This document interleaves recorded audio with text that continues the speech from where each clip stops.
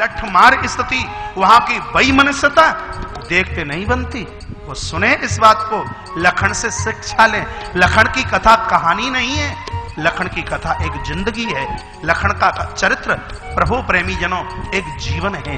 कह दिया मैं अपने भाई के बिना नहीं रह सकता, इसलिए आप मुझे भी मांग लीजिए। विश्वामित्र को भूल समझ में आई और तत्काल कह दिया क्या कि अनुज समेत देव रघुनाथा, अनुज समेत देव रघुनाथा, अनुज समेत देव रघुनाथा, देव रघुनाथा, इस जनपद में हो सनाता, इस जनपद में हो सनाता, इस जनपद में हो सनाता। असुर समूह सतावै मोहि, सतावै मोहि, मैं जाचन आयो न पतोगी, मैं जाचन आयो न पतोगी, मैं जाचन आयो न पतोगी, मैं जाचन आयो न पतोगी। कह दिया राजन तेरे परीक्षा का दौरा होगा, परीक्षा होगी, तेरे पुत्रों की मांग, ये मेरी एक मांग है, अभिलाषा है। आंखें महाराज दशरथ की भर आई और कहा विप्र वचन नहीं कहे हो विचारी, ब्राह्मण विचार करके नहीं मांगा। चौथे पन पायु सुतचारी, वृद्धावस्था में 4 पुत्रों को प्राप्त किया। वैसे तो चारों मुझे प्राणों से प्रिय हैं, लेकिन फिर भी राम देत नहीं। क्या है आगे? रामायण नहीं पढ़ते आप मानस? उपन्यास कम पढ़ा करो और फिल्मी किताबें कम पढ़ा करो। मानस पढ़ने में बड़ा आनंद आता है। अखबार चाट चाट के पढ़ते हो और ग्रंथों को यूं पटक देते हो। बहुतों को मैंने देखा अखबार यूं आंख से लगा लेंगे, एक भी लकीर न रह जाए ऊपर से नीचे तक। 2.5 घंटा लगाते अखबार पढ़ने में। पढ़िए, विरोध नहीं करता, लेकिन मानस भी पढ़ने लायक है। रामायण पढ़ने से जीवन मर्यादित होता है। हमें क्या करना चाहिए ये मानस बताती है। सबसुत मोहि प्राण की नाही, राम देत नहीं बनहि गोसाई। वैसे तो चारों पुत्र मुझे प्राणों से प्रिय, लेकिन राम देत नहीं बने गोसाई, मैं राम को नहीं दे सकता। क्यों? क्योंकि गोसाई गौमारी इंद्रिय साई माने स्वामी, जो इंद्रियों का स्वामी है उसका नाम ईश्वर। ये ईश्वर है, इसलिए इसको मैं नहीं दे सकता। क्योंकि गुरुजी ने बता दिया था ना कि धरव धीर होइए सुतचारी, त्रिभुवन विदित भगत भय हारी है। गुरुजी ने पहले बोल दिया था कि साक्षात ईश्वर का आगमन तुम्हारे घर में होगा, इसलिए नहीं मैं दे सकता। एक दूसरी कथा और ग्रंथों में आती है कि एक बार महाराज दशरथ और शनिश्चर का घमासान युद्ध हुआ। सूर्यवंशी ऐसा कोई राजा नहीं जिसको शनि ने परेशान ना किया हो, ऊपर से लेकर के नीचे तक। राम का वनवास इसलिए हुआ क्योंकि शनि की दशा लगी। शनि सूर्य के पुत्र हैं और ये बाप बेटे में पड़ती नहीं, और अयोध्या के लोग ये सब सूर्य के वंशधर हैं, इसलिए शनि ने बिना पढ़ के किसी को छोड़ा नहीं। जब हनुमंत लाल जी लंका में पहुंचे, जब हनुमान चालीसा के ऊपर कथा करते हैं तो इसका बहुत विस्तार किया जाता है। तो दीवाल में शनि जी महाराज चिन्हे हुए थे। बजरंगी हनुमान ने बाहर निकाला, शनिदेव ने प्रार्थना की है कि हनुमंत लाला आपने हमारा जीवन बचाया और हमें ये वायदा करते हैं कि जो तुम्हारा भक्त होगा मेरी दशा उसको छू नहीं सकती, स्पर्श नहीं कर सकती। ये रावण के महलों में शनि ने खुद श्री हनुमंत लाल जी को ये बात कही है। शनि उसका कुछ नहीं बिगाड़ सकता। शनि जो प्रतिकूल है वो अनुकूल हो जाए, यदि लाल लंगोटे वाले के आप भक्त आप पुजारी बन जाए। अस्तु, वही प्रसंग में लौट करके आ जाइए।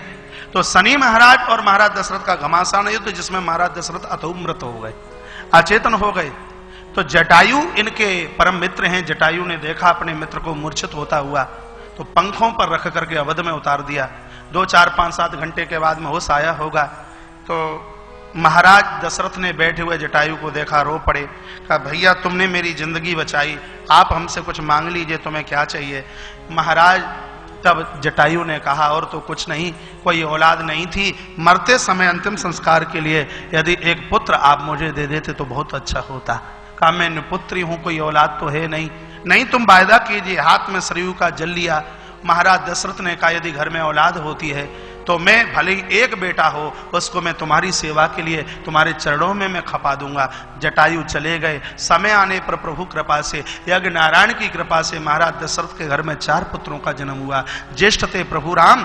राम को लेकर के दशरथ जटायु के पास पहुंचे। कहा ये अपनी अमानत संभालिए। जटायु रो पड़े और कहा बच्चे का लालन पालन कैसे होगा, इसलिए ये बेटा मेरा है, इसके लालन पालन के लिए मैं तुम्हारे साथ भेजता हूं, मेरे बच्चे को कुछ हो ना जाए, अब ये पुत्र मेरा है। महाराज दशरथ जटायु के पास से वापस आए ही थे और इतने में श्री विश्वामित्र जी ने आकर के मांग कर ली। तो दशरथ महाराज को कहना पड़ा वैसे तो 4 पुत्र मुझे बराबर हैं, लेकिन मैं राम को नहीं दे सकता, क्योंकि अब ये राम मेरा नहीं, ये तो जटायु की धरोहर है, इसलिए राम देत नहीं बनई गोसाई, इसलिए मैं राम को नहीं दे सकता। और कह दिया राम लक्ष्मण न मांगो मुनि जी, राम देने के काबिल नहीं है। सही है, तालियों के साथ देखिए, अच्छा लगेगा आपको। 4 पंक्तियां हैं और पूर्ण भाव है। यूं हाथ कीजिए। राम लक्ष्मण न मांगो मुनि जी, राम लक्ष्मण न मांगो मुनि जी, दान देने के काबिल नहीं है, राम लक्ष्मण न मांगो मुनि जी, राम लक्ष्मण न मांगो मुनि जी, दान देने के काबिल नहीं है,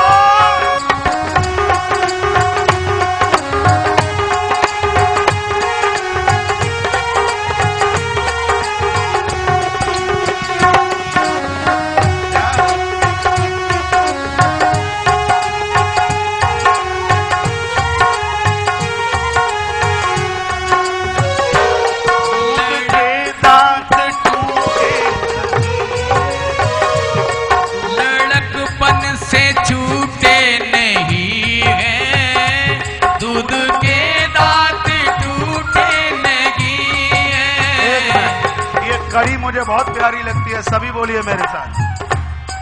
लड़कपन से छूटे नहीं है, दूध के दांत टूटे। हेलो,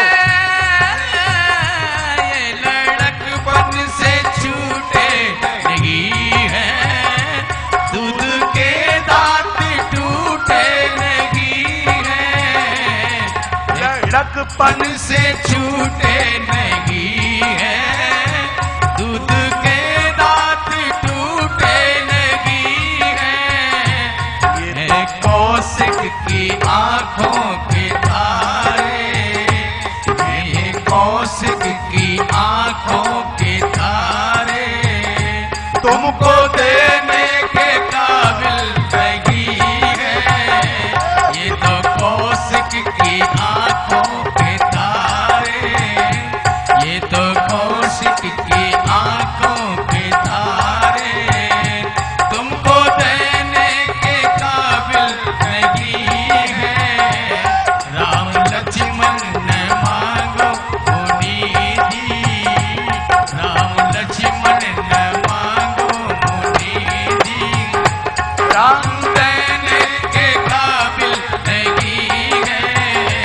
राम लक्ष्मण न मांगो मुनि जी, राम लक्ष्मण न मांगो मुनि जी, राम लक्ष्मण न मांगो मुनि जी, राम लक्ष्मण न मांगो मुनि जी, राम लक्ष्मण न मांगो मुनि जी, राम लक्ष्मण न मांगो मुनि जी, राम लक्ष्मण न मांगो मुनि जी। रामचंद्र भगवान की। जय। आपसे ज्यादा तालियां तो उन्होंने बजाई हैं जो टेलीविजन के माध्यम से महाराज कथा सुन रहे हैं। ये हमारी चार पंक्तियां पाकिस्तान के बॉर्डर पर एक जगह है फिरोजपुर, पंजाब। मना किया तो गुरुदेव वशिष्ठ सामने से चल के आए। गुरुदेव वशिष्ठ ने कहा कि देखिए ये है संत, साधु हर व्यक्ति के दरवाजे पर मांगने के लिए जाता नहीं, और आए हो और यदि दे दोगे तो फायदे में रहोगे। चेले ने कहा गुरुजी नहीं दूंगा। तो गुरुदेव वशिष्ठ ने कहा ये बताइए, ये पुत्र तुम्हें किसकी कृपा से मिले? कहा यज्ञ देव भगवान की कृपा से। यज्ञ नारायण ने दिया। कितना मांगा? एक। कितना मांगा? एक। मिले कितने? चार। महात्मा जी तुमसे कितने मांग रहे हैं? का दो। काय के लिए? यज्ञ की रक्षा के लिए। गुरुदेव वशिष्ठ ने कहा भले आदमी, जैसे यज्ञ नारायण भगवान ने एक मांगने पर चार दिए, तो उसी यज्ञ भगवान की रक्षा के लिए चार में से तुम दो नहीं दे सकते। कथा मेरी और आपके लिए है। हमारे जीवन में जो भी कुछ मिला है हमें भगवान की कृपा से मिला है, लेकिन सब लूट झपट कर हम अपनी औलाद के लिए रखना चाहते हैं। जिस प्रभु ने दिया और उसके ऊपर हमने खर्च नहीं किया तो औलाद मूक हो जाएगी, बेरी हो जाएगी, गूंगी हो जाएगी, अपांग हो जाएगी, किसी काम की नहीं रहेगी। यदि आप अपनी संतति का विकास चाहते हैं तो अपने आप को अच्छी जगह खर्च करना सीख लीजिए। बोलिए यज्ञ नारायण भगवान की। और इतने पर भी शिष्य तैयार न हुआ तो कान में कहा कि संत को दोगे तो घाटे में नहीं फायदे में रहोगे। मुझे श्री मुरारी बापू जी का एक महावाक्य याद आता है। इस देश के एक प्रख्यात विद्वान मानस के, यदि युग तुलसी कह दिया जाए तो अतिशयोक्ति नहीं होगी।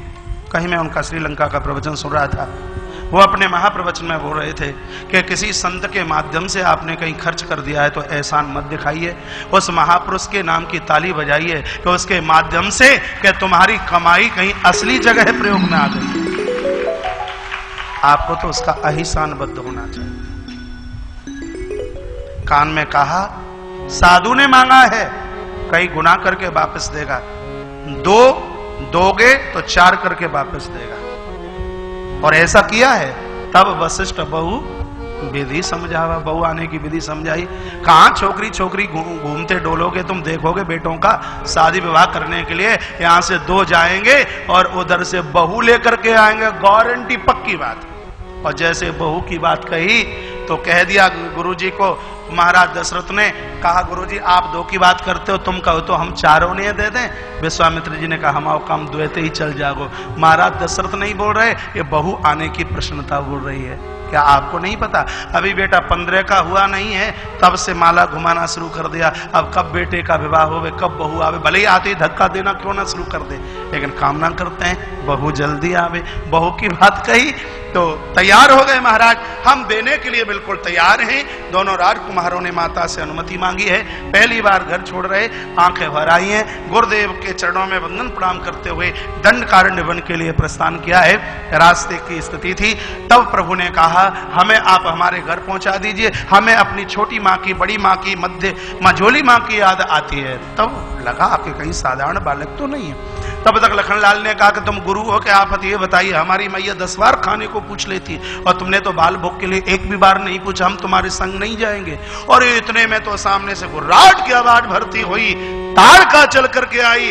राम जी गोद में छिपने लगे, कहा गुरुजी बचाओ, ये कौन है? विश्वामित्र ने कहा बेटा इन निशाचरों के से बचने के लिए हम तुम्हें लेकर के आए और तुम संसारी साधारण बालक निकल गए और मैं महाराज को क्या जवाब दूंगा। प्रभु राम ने विचार किया कि गुरुजी तकलीफ में है, अपनी धनुष की प्रतिंचा कान तक खींची और छोड़ दिया बाण।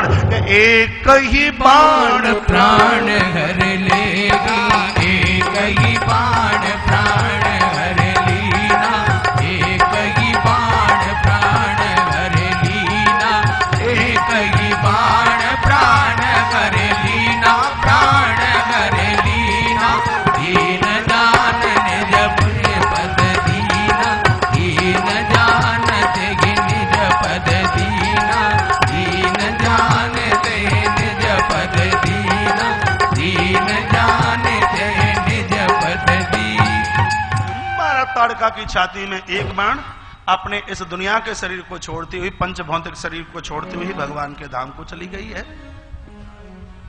पुराणों की कथा है कि ताड़का की हड्डियों में से भगवान राम के लिए गुरुजी ने खड़ाऊ बनवाई है।